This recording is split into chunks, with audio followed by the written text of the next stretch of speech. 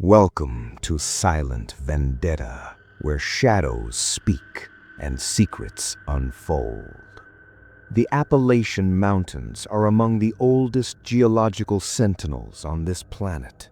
Long before the first mammalian breath was drawn, these peaks stood in stony defiance of the heavens. They have witnessed the slow, agonizing crawl of tectonic plates and the violent shifting of continents. But within their ancient, weathered folds, beneath the deceptive beauty of the hemlock and the laurel, there are pockets of earth where time does not merely pass, it waits, it hungers. In the year 1892, the settlement of Raven's Gap was more than a mere industrial outpost. It was a testament to the insatiable hunger of the Gilded Age.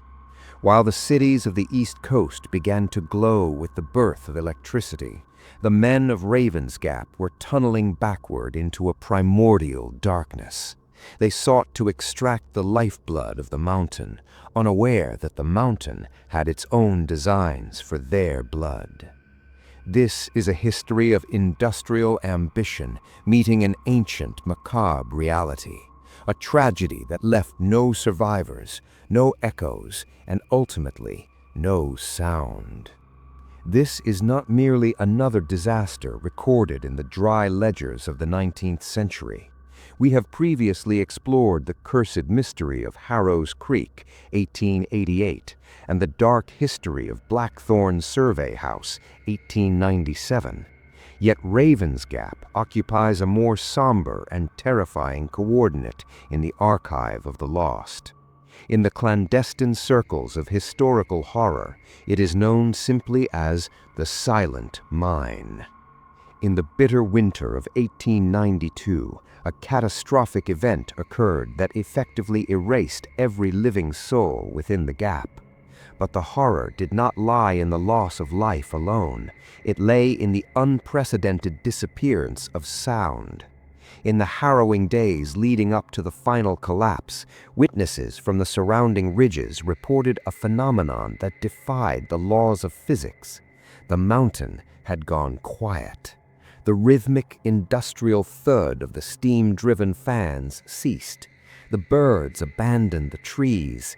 The very wind, which usually shrieked through the pines, became a dead, stagnant weight. When the state-sanctioned recovery teams finally breached the perimeter of the town, they found the machinery in pristine condition. The tipple houses stood tall. The coal cars were laden with ore. The kerosene was still wet in the lamps, but the workforce of 400 men had vanished into the earth. In their place remained a silence so thick and oppressive it was described by one survivor as a physical drowning. Tonight, we descend into the abyss of 1892. We shall examine the geological omens that the mining company ignored, the psychological rot that claimed the laborers, and the eventual recovery of a ledger that was never meant to be read by the living. Prepare your heart. The mountains never forget, and the shadows of Raven's Gap are stretching longer. To understand the fall of Raven's Gap, one must first grasp the industrial fever of the 1890s. The year 1892 was a pivotal, blood-soaked moment in Appalachian history. It followed closely on the heels of the 1891 insurance tragedy at Mercy Hollow, where 437 men were buried alive beneath a man-made lake to cover the tracks of corporate embezzlement. The mining syndicates were desperate to recoup their losses, and they turned their gaze toward the most remote, untouched gorges of the Cumberland Plateau. Raven's Gap was touted as the soot-stained El Dorado. Geological surveys conducted in 1889 by the very same firm involved in the Blackthorn Survey House incident suggested the presence of a coal seam so pure it was nicknamed black glass. This was not ordinary anthracite. It was a dense, iridescent material that seemed to absorb light rather than reflect it. By 1891, The Ravens Gap Mining Company had transformed the gorge into a sprawling hive of activity, erecting massive breakers, treacherous wooden inclines, and rows of cramped company housing. However, the earth at Ravens Gap was fundamentally wrong. From the first blast of dynamite, the miners reported that the stone didn't crack, it sighed. This was not the standard groan of settling strata, but a resonant, vocal exhalation that vibrated in the teeth of the men. Experienced pit bosses, veterans of the Harrow Creek excavations, noted that the Davy safety lamps behaved erratically in shaft number 9. The flames wouldn't just flicker, they would turn a sharp spectral blue, even in the absence of detectable methane or afterdamp. As the shafts plunged deeper into the mountain's gut, the physical environment began to take on a macabre character. The coal dust, usually a fine powder, began to behave like a sentient fluid, pooling in corners and seeming to crawl up the legs of the workers. The shadows cast by the steam-driven fans began to decouple from the physical blades, spinning at a different tempo. The miners spoke of the watcher in the seam, a feeling of being observed by the very rock they were violating. By the spring of 1892, the prosperity was undeniable. Trainloads of black glass coal were being shipped east, burning with a low, smokeless flame that gave off a heat far beyond its chemical capacity. Yet the cost was being paid in the sanity of the men. They reported that the coal spoke to them as it burned in their home grates, a low-frequency humming that induced nosebleeds and night terrors. Just as the Blackthorn Survey House would later document in its secret files, there are depths where the laws of geology dissolve into the supernatural. The black glass was not a resource, it was a seal. Every ton of coal removed was a layer of protection stripped away from something that had been imprisoned since the Devonian era. The industrial growth was merely a mask for a burgeoning horror. The company had built a town on a foundation of soot and delusion, mining the very ribs of a titan that was slowly beginning to stir. The life of a miner in 1892 was an existence defined by the constant threat of the white damp or the sudden crushing weight of a roof fall. But the men of Ravens Gap were plagued by a horror that transcended the physical. While the 437 men of Mercy Hollow were victims of water and greed, the men of the Gap were victims of the abyss. The first recorded glitch in the reality of the mine occurred in June 1892. A crew of 14 men working a deep exploratory heading in shaft number 9 simply stopped. For 6 hours, the surface workers heard nothing from the depths. No bells, no whistles, no signals from the mule drivers. When a rescue party descended, they found the men in a catatonic suspension. They were standing upright, their hands gripped around their picks, staring at a blank face of shale. Most disturbingly, their Davy lamps were still burning, yet there was no sound. Even the breathing of the 14 men was silent. When the rescue team attempted to speak, they found that their own voices were stripped of volume, reduced to a faint, papery rasp. This was the birth of the Great Silence. It was as if the mountain was sucking the vibration out of the air, feeding on the very concept of sound. By August, the auditory erasure had spread to the town above. A mother, Sarah Forn, recorded in a letter, later recovered from the Blackwell cabin archives, that she had watched her infant cry in his cradle for 10 minutes before realizing she could hear nothing. She described the sensation as living inside a tomb of wool. The town's church bells, when struck, produced no chime, only a dull thud that felt like a punch to the solar plexus. The psychological deterioration was rapid. Without the anchor of sound, the human mind begins to fold in on itself. The miners became paranoid, communicating through frantic, jagged gestures. They began to suspect that the silence was a predatory entity, a macabre force born from the abyss at the bottom of the mine that was hunting their souls through their ears. Then came the night of November 13th, 1892. The sun dipped behind the jagged peaks of the gap, casting skeletal shadows that seemed to detach from the trees. That evening, the town's population was fully accounted for.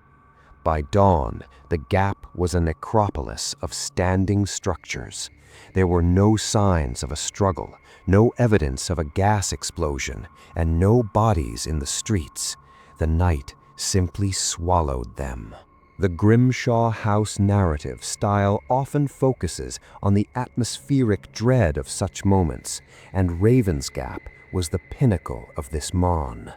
Witnesses from neighboring ridges, miles away, claimed they saw a black ripple rise from the mine's throat and wash over the valley. At that exact moment, the stars above Raven's Gap seemed to flicker and die. The industrial heart of the mountain went dead. Like the men of Mercy Hollow, the residents were buried, but not by stone. They were buried by a vacuum, an ancient, hungry silence that had finally decided to finish its meal. In the wake of the 1892 disappearance, the Ravens Gap Mining Company attempted to erase the town from the map. However, a lone surveyor, a man whose family would later be linked to the Blackwood Cove investigation, managed to infiltrate the sealed office of Shaft Number 9.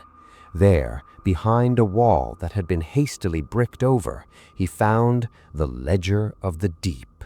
This manuscript, much like the Ledger of the Lost Children from Harrow's Creek, is a chilling chronicle of a community's descent into a collective supernatural madness. It was not a record of coal tonnage, but a diary of the mine's foreman, a man named Silas Vane. Entry: January 19th, 1892. The black glass seam is deeper than the survey suggested, but the air here is heavy. It smells of things that died before the flood.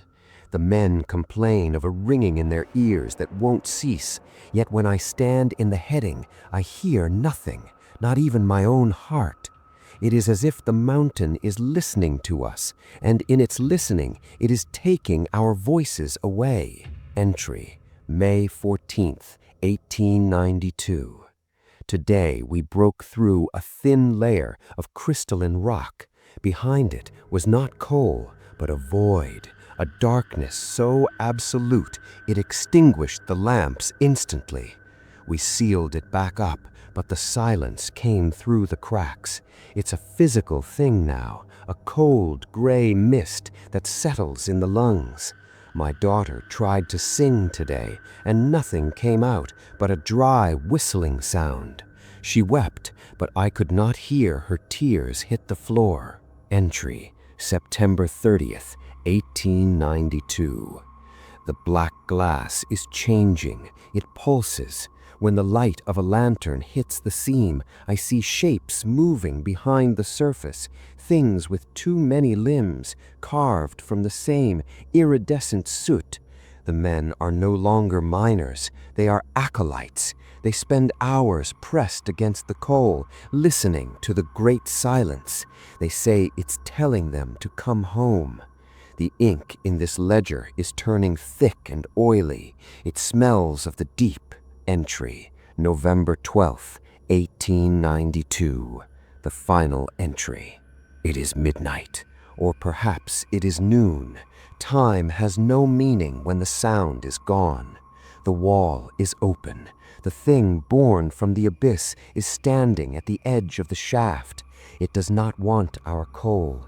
It wants our echoes. It wants the vibration of our very existence to fill its empty spaces. If you find this, do not come looking. We are not dead. We are simply quiet. The darkness calls, and I must finally answer. The handwriting of this last entry is not made of ink. Chemical analysis performed decades later by the Blackthorn Survey House researchers revealed the substance to be a mixture of human hemoglobin and a pressurized carbon liquid not known to science. The ledger did not just contain a story, it was a living extension of the mind's macabre influence. When it was first recovered, the book reportedly bled a dark, salt-scented ichor that stained the surveyor's hands permanently black. The official recovery effort of December 1892 was an operation of containment, not rescue. Much like the Blackwell Cabin incident of 1847, the truth of Raven's Gap was immediately censored by history. The state sent a detachment of military engineers, ostensibly to investigate a gas leak, but their private journals tell a far more disturbing story. The investigation team found the town frozen in a domestic tableau. In the boarding houses, plates of cold mutton sat on tables. In the company store, the scales were still balanced with salt, but the human element had been surgically extracted. The engineers' journals, eventually archived alongside the Blackthorn files, detail 3 specific clinical findings that were omitted from the public record. The crystallized sentinels. Deep within shaft number 9, at the very face of the black glass seam, the team discovered 42 miners. They were not corpses. Their biological matter had been entirely replaced by a translucent, carbon-rich glass. They were standing in a perfect geometric circle, their mouths locked open in a silent scream, their eyes turned toward a central pit that seemed to have no bottom. They were no longer flesh, they were geological specimens. The chronological collapse. Every mechanical timepiece in Raven's Gap, from the foreman's gold pocket watch to the clock in the schoolhouse, had stopped at precisely 12:03. The internal gears of these clocks had been fused together, not by heat, but by a sudden, localized cessation of kinetic energy. The painted mirrors in every single home had been meticulously covered. Some were painted with coal tar, others smashed and the shards buried. It appeared that in their final hours, the residents could no longer bear to look at their own reflections, perhaps because they no longer saw a human face looking back, but the encroaching darkness of the abyss. The auditory erasure began to affect the investigation team within 48 hours. 2 lead engineers, men of sound mind and military discipline, walked into the mine on the 3rd night and never returned. Their suicide notes, found at the mouth of the shaft, claimed that the silence was not a lack of sound, but a roaring vacuum that was pulling the thoughts right out of their skulls. The Raven's Gap Mining Company was dissolved by executive order. The town was razed, the shafts were collapsed with high explosives, and the gorge was struck from all official topographical maps. It became a censored ghost, a macabre footnote that only we, the archivists of the Silent Vendetta, dare to whisper about. The investigation proved that the mountain hadn't just killed the people of Raven's Gap, it had harvested them. The black glass coal was a medium for a trans-dimensional transition. The miners didn't die in a disaster. They were assimilated into the stone, becoming part of the very silence they had spent their lives trying to break. The legacy of the silent mine of Raven's Gap remains a jagged, unhealed scar on the soul of Appalachia. It stands as a somber warning to all who believe that the earth is a passive resource to be plundered. The 1892 tragedy was not an isolated incident. It was part of a larger macabre pattern that includes the Harrows Creek Ledger and the Blackwood Cove disappearances. What truly happened in the bowels of Shaft Number 9? Was it a localized rift in the fabric of our reality, triggered by the extraction of a mineral that shouldn't exist? Or was it the awakening of a consciousness older than the stars, a sentient void that views human life as nothing more than a momentary irritating vibration in the eternal peace of the mountain? The Raven's Gap tragedy teaches us that there are secrets beneath the shale that are better left in the dark. The black glass, the bleeding ledger, and the petrified miners are artifacts of a silent vendetta, a slow geological revenge carried out by the earth against the noise of industrial man. As you sit in the silence of your own home tonight, pay attention to the sounds you take for granted. The hum of the wires, the settling of the floorboards, the rhythm of your own breath. These are the threads that hold your sanity together. Now imagine those threads being cut one by one. Imagine the silence stretching longer, crawling out from under your bed until you are a prisoner in a world without echoes. The mountains never forget. They are ancient, they are patient, and they are always listening. Will you survive the night, or will you become another entry in a ledger that no one is allowed to read? The shadows are moving, and the secrets of the abyss are unfolding around us even now. Thank you for joining us for this descent into the Silent Vendetta. If you have the courage to face the censored truths of our dark history, ensure you are subscribed.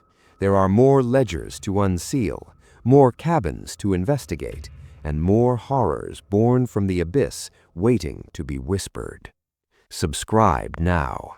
The darkness calls your name. Good night.